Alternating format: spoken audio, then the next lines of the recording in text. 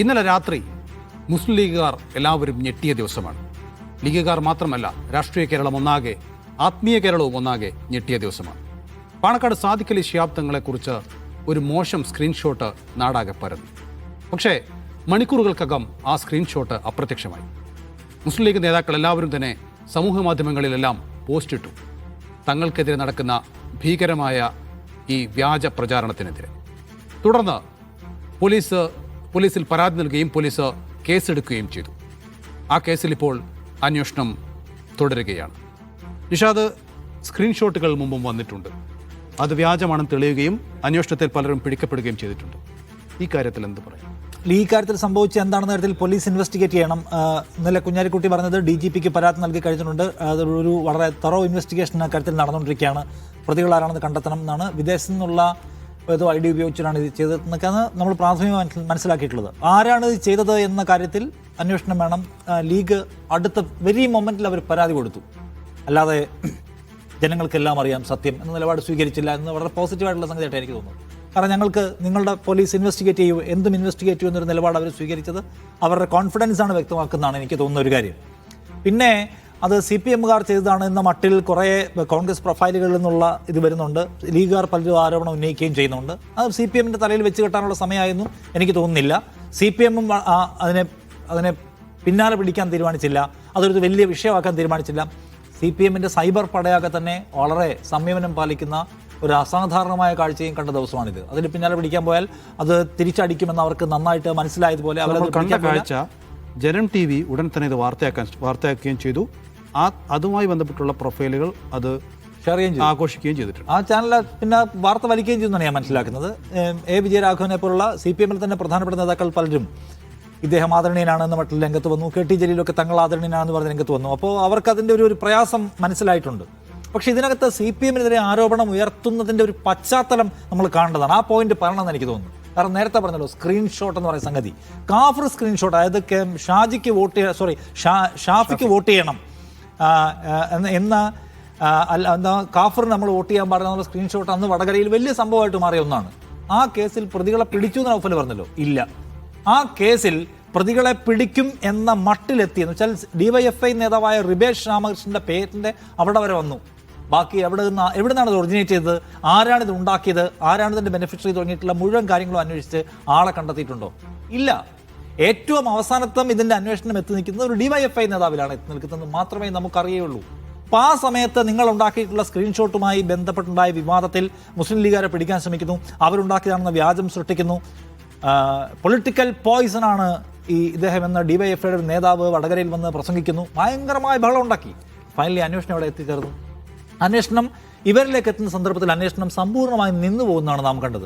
അതുകൊണ്ട് തെരഞ്ഞെടുപ്പ് സമയത്ത് വരുന്ന ഇത്തരം അപകടകാരികളായിട്ടുള്ള പോയിസണസ് ആയിട്ടുള്ള സ്ക്രീൻഷോട്ടുകൾക്ക് ചരിത്രം, സമീപ ചരിത്രം എടുക്കുമ്പോൾ അതിൽ CPMകാരിലേക്ക് അന്വേഷണം പോവുകയും അന്വേഷണം അട്ടിമറിക്കപ്പെടുകയും ചെയ്തിട്ടുണ്ട് എന്നതുകൊണ്ട് ആണ് ഇപ്പോഴും എവിടെ വരുന്നത്, CPMനെതിരെ കുന്തമന വരുന്നത്. മറ്റേ കേസ് മര്യാദയ്ക്ക് പരിഹരിച്ചിരുന്നുവെങ്കിൽ ഇപ്പോൾ ഈ ആരോപണം ഉയർന്നു വരുന്നതിന് തടുക്കാൻ CPMന് കഴിയുമായിരുന്നു. അതുകൊണ്ട് ഈ സ്വാഭാവികമാണ് ഈ നിലയ്ക്ക് ആക്ഷേപിക്കാൻ വരുന്നു എന്ന പ്രശ്നം ഉണ്ടാകുന്നത്. ഇത് ഏതെങ്കിലും നിലയ്ക്ക് ഇനി തങ്ങളെ അപായപ്പെടുത്തി കളയാം, മീൻസ് രാഷ്ട്രീയമായി എന്ന് വിചാരിച്ച് ആരെങ്കിലും തെറ്റായി ഉണ്ടാക്കിയതാണെങ്കിൽ അത് വൻതോതിൽ തിരിച്ചടിക്കാൻ സാധ്യതയുള്ള ഒന്നുകൂടിയാണ് എനിക്ക് തോന്നുന്നത്. വളരെ ഒരു അഗ്രസീവ് വോട്ടിംഗ് അത് കാരണമായിട്ട് മാറിയേക്കാം ആ സെക്ടറിൽ നിന്ന്. രണ്ട് സാധ്യതയാണ് ഇതിന് പറഞ്ഞു കേട്ടത്. ഒന്ന്, ഈ പറയുന്ന CPMന്റെ ഭാഗത്ത് നിന്ന് അല്ലെങ്കിൽ ഇടതു മുന്നണിയുടെ ഭാഗത്ത് നിന്ന്. രണ്ടാമത്തേത് സീറ്റ് നിഷേധിക്കപ്പെട്ട ലീഗുകാരുടെ ഭാഗത്ത് നിന്ന്. ഇതിനൊക്കെ സാധ്യതയുണ്ടോ? രണ്ടായാലും അങ്ങനെ ആവാൻ സാധ്യതയില്ല എന്നാണ് ഞാൻ വിചാരിക്കുന്നത്. ഒന്ന്, ഇത് രാഷ്ട്രീയ എതിരാളികൾ, ഞാൻ CPM എന്നൊന്നും മാത്രമല്ല പറയുന്നത്. ഇപ്പോൾ പാണക്കാട് സാദിഖ് അലി തങ്ങളുടെ രാഷ്ട്രീയ എതിരാളികൾ ആരെങ്കിലും ഇതിങ്ങനെ ചെയ്യും എന്ന് ഞാൻ വിചാരിക്കുന്നില്ല. അതിൻ്റെ ഒരു കാരണം, അതുകൊണ്ട് പ്രത്യേകിച്ച് ഗുണത്തേക്കാൾ അത് ചെയ്യുന്നവർക്ക് ദോഷമാണ് ഉണ്ടാവുക. കാരണം സാദിഖ് അലി തങ്ങളെക്കുറിച്ച് അദ്ദേഹം ഒരു രാഷ്ട്രീയ നേതാവ് എന്നതിലുപരി സമൂഹത്തിൽ സ്വീകാര്യനായ ഒരു വ്യക്തിത്വമാണ്. ആ സ്വീകാര്യനായ ഒരു വ്യക്തിത്വത്തെ ഈ രീതിയിൽ ചിത്രീകരിച്ച് കാണിച്ചാൽ അതുകൊണ്ട് ഗുണമൊന്നും ഉണ്ടാവുന്നില്ല. ഇപ്പോൾ ഉള്ളത് തന്നെയാണെന്ന് ഇരിക്കട്ടെ, സാദിഖ് അലി തങ്ങൾ അങ്ങനത്തെ ഒരു മനുഷ്യനാണ് എന്നങ്ങ് ഒരു വാദത്തിന് വേണ്ടി സംഭവിക്കുക എങ്കിൽ പോലും അങ്ങനെ ചെയ്യുന്നത് തിരിച്ചടിയാണ് ഉണ്ടാവുക. അപ്പോൾ അത് മനസ്സിലാക്കിക്കൊണ്ട് തൊട്ടുടനെ തന്നെ ഈ പോസ്റ്റ് വന്ന തൊട്ടുടനെ തന്നെ CPMന്റെ സൈബർ ഗ്രൂപ്പുകളിൽ നിർദ്ദേശം പോയി കഴിഞ്ഞു, ഇതൊരിക്കലും തുടരുത്. അതുകൊണ്ടാണ് ഒരാൾ പോലും CPMന്റെ സൈബർ അണികൾ ഒരാൾ പോലും അത് ഷെയർ ചെയ്യുകയോ അതേക്കുറിച്ച് എന്തെങ്കിലും ഒരു സ്ഥിരമായ ഉപന്യാസം എഴുതുന്ന ഒരാൾ ഇങ്ങനെ എന്തോ എഴുതിയിട്ട് ഇത് അന്വേഷിക്കണം എന്ന് പറഞ്ഞു എന്നല്ലാതെ വേറെ ആരും അതിലേക്ക് തൊട്ടിട്ടില്ല. കാരണം ഈ വെട്ടുക്കിളികൾ ആ സാധനം തൊട്ടിട്ടില്ല എന്നുള്ളത് നമ്മൾ ശ്രദ്ധിക്കേണ്ട കാര്യമാണ്. അപ്പോൾ അതിനർത്ഥം ഇത് ആ ഭാഗത്ത് നിന്നല്ല എന്ന് തന്നെയാണ്. ഇനി രണ്ടാമത്തെ ഒരു സാധ്യത നൗഫൽ പറഞ്ഞതുപോലെ സീറ്റ് കിട്ടാത്തവരാണല്ലോ അത് ചെയ്യില്ല. അത് വേറെ എന്തെങ്കിലും രീതി ചെയ്യാമെന്നല്ലാതെ ഒരാളെ വ്യക്തിപരമായി ആക്ഷേപിച്ചാൽ അയാൾക്ക് എങ്ങനെ എന്ത് ഗുണമാണ് അതുകൊണ്ടുണ്ടാവും? ഒരു ഗുണം ഉണ്ടാവില്ലല്ലോ. രാഷ്ട്രീയമായി ഈ തെരഞ്ഞെടുപ്പ് സമയത്ത് അതുകൊണ്ട് ഒരു ഗുണം ഉണ്ടാകാൻ പോകുന്നില്ല. അതുകൊണ്ട് അതും ചെയ്യാൻ സാധ്യതയില്ല. ഇത് ഏതെങ്കിലും ഒരു ഒറ്റബുദ്ധി ചെയ്താവാനാണ് സാധ്യത. അമിതാവേശക്കാരനായ ഏതോ ഒറ്റ ബുദ്ധി കൂട്ടത്തിൽ കൂടാതെ ഒറ്റപ്പെട്ട ചെന്നായി എന്ന് പറയുന്നത്, ലോൺ വൂൾഫ് എന്ന് പറയുന്ന ഏതെങ്കിലും ഒറ്റപ്പെട്ട ആളുകൾ അത് ചെയ്തിട്ടുണ്ടാവും. അത് ചെയ്ത് പണി പാളും എന്ന് കഴിഞ്ഞപ്പോൾ പെട്ടെന്ന് തന്നെ അത് പിൻവലിച്ചതാവാനാണ് സാധ്യത. പക്ഷെ ഇതിൻ്റെ ഒരു പ്രശ്നം എന്താണെന്ന് അറിയാമോ? നമ്മൾ ഈ കാഫിർ സ്ക്രീൻഷോട്ട് തന്നെയാണ് പ്രശ്നം. ഇങ്ങനെ ആരൊരാൾ ചെയ്ത് കഴിഞ്ഞാൽ അത് പിടിക്കപ്പെടില്ല. ഇപ്പോൾ കഴിഞ്ഞ 2021 ഇലക്ഷൻ നോക്കുക, 2021 ഇലക്ഷൻ, തൃക്കാക്കര ഉപതെരഞ്ഞെടുപ്പ്, ഇതിലൊക്കെ ഇങ്ങനത്തെ പ്രശ്നങ്ങളുണ്ടായിരുന്നു. അതിനൊരു കൺക്ലൂസീവ് ആയിട്ടുള്ള അന്വേഷണം ഉണ്ടാവുന്നില്ല. ഞാൻ ഉറച്ചു പറയുന്നു, ഇത് ചെയ്ത ആളെയും കണ്ടുപിടിക്കാൻ പോകുന്നില്ല. കണ്ടുപിടിക്കാൻ എളുപ്പമാണ്. ഡിജിറ്റൽ ഫുട് പ്രിൻറ്റ്സ് എന്ന് പറഞ്ഞാൽ വളരെ എളുപ്പത്തിൽ കണ്ടുപിടിക്കാവുന്നതാണ്. പക്ഷേ പോലീസ് അത് ചെയ്യില്ല. ആ ചെയ്യാതിരിക്കുന്നതിൻ്റെ കാരണം നാളെയും ഇത്തരം പരിപാടികൾ എല്ലാവർക്കും ആവശ്യമുള്ളതാണ്. നാളെ ഇങ്ങനെ ചെയ്യണം. അപ്പോൾ അവരെ പിടിച്ചല്ലോ ഇവരെ പിടിച്ചല്ലോ എന്ന് ചോദ്യം വരരുത്. ആരെയും പിടിക്കാതിരുന്ന പ്രശ്നമല്ലോ. അപ്പോൾ ഈ കാര്യത്തിൽ ഈ ഡിജിറ്റൽ മേഖല അല്ലെങ്കിൽ സോഷ്യൽ മീഡിയ ഉപയോഗിച്ച് വ്യക്തിഹത്യ ചെയ്യുന്ന പരിപാടിയിൽ, അതിപ്പോൾ രാഷ്ട്രീയക്കാരെ മാത്രമല്ല, എത്രയോ ആളുകളെ വ്യക്തിഹത്യ ചെയ്യുന്നു. ഇത് സ്ത്രീകളെ ആക്രമിക്കുന്ന സംഭവങ്ങൾ, സ്ത്രീകളെ ചോദ്യം ചെയ്യും. ശൈല ടീച്ചർ തന്നെ ഇത്തരം ആക്രമണം നേരിട്ടുള്ളതാണ്. ഒന്നും ഒരു കൺക്ലൂസീവ് ആയിട്ടുള്ള ഇതിലേക്ക് എത്തില്ല. ആരെയും കണ്ടുപിടിക്കില്ല. അല്ല, നമ്മുടെ മാധ്യമപ്രവർത്തകർ എത്ര അധിക്ഷേപിക്കപ്പെടുന്ന മാധ്യമപ്രവർത്തകർ എണ്ണായും കൂടുതൽ. ആരും പരാതി പോലും പറയുന്നില്ല. നൗഫൽ പരാതി പറയാറുണ്ട്, ഞാൻ പരാതി പറയാറുണ്ടോ? ഞാൻ പരാതി കൊടുക്കാറില്ല അത്തരം കാര്യങ്ങൾക്ക്. ഈ ഫോണിലേക്ക് വരുന്ന കോളുകൾ എത്രയാണ്, മെസ്സേജ് എത്രയാണ്, നമ്മൾ ബ്ലോക്ക് ചെയ്തുകൊണ്ടിരിക്കുകയാണ്. അറിയാത്ത കോളുകൾ എടുക്കാതിരിക്കാൻ മാത്രമേ രക്ഷയുള്ളൂ. അപ്പോൾ ഇത്തരത്തിലുള്ള ഹരാസ്മെന്റിനൊന്നും ഒരു തരത്തിലുള്ള അന്വേഷണം ഉണ്ടാവില്ല. അതിനൊരു കൺക്ലൂസീവ്നെസ് ഇല്ലാത്തതുകൊണ്ട് ഇത് ഇനിയും തുടരും. അത് എന്തുകൊണ്ടാണ് അത് കണ്ടുപിടിക്കാത്തതെന്ന് ചോദിച്ചാൽ, ഇതെല്ലാവർക്കും ആവശ്യമുള്ള പണിയാണ് ഇനി വരും കാലങ്ങളിൽ എന്നുള്ളതുകൊണ്ടാണ്. ജിമ്മി, ഇക്കാര്യത്തിൽ ഇപ്പോൾ ഒരു രാഷ്ട്രീയ മാന്യത എന്ന് പറയുന്നൊരു സന്തോഷം നമുക്ക് നൽകുന്നുണ്ട്. കാരണം ഇതിനെ നിഷാദും പറഞ്ഞതുപോലെ ഇതിനെ സൈബർ വെട്ടുകളികൾ ഏറ്റെടുത്തില്ല. അതോടൊപ്പം തന്നെ പാണക്കാട് സാദിഖലി ശിഹാബ് തങ്ങൾ പിന്തുണയുമായി KT ജലീലും വിജയരാഘവനോടൊക്കെയുള്ള ആളുകൾ വരികയും ചെയ്യുന്നു. അത് നല്ലൊരു സൂചന നൽകുന്നുണ്ട്.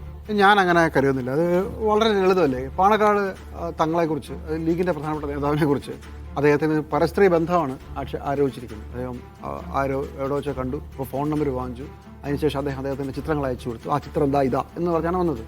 ഇത് വന്നാൽ ഈ ഇലക്ഷൻ ഉണ്ടാക്കാൻ പോകുന്ന ഇമ്പാക്റ്റ് എന്താ? അത് നേരത്തെ റാവു പറഞ്ഞതുപോലെ ഇത് മാസ് വോട്ടിംഗ് ആയിട്ട് വരും. ഇത് മുസ്ലിങ്ങൾക്കെതിരെ എന്തോ ഭീകര സംഭവമാണെന്നും അതാണെന്നും ഇതാണെന്ന് പറഞ്ഞാൽ വലിയ വോട്ടിംഗ് വരും.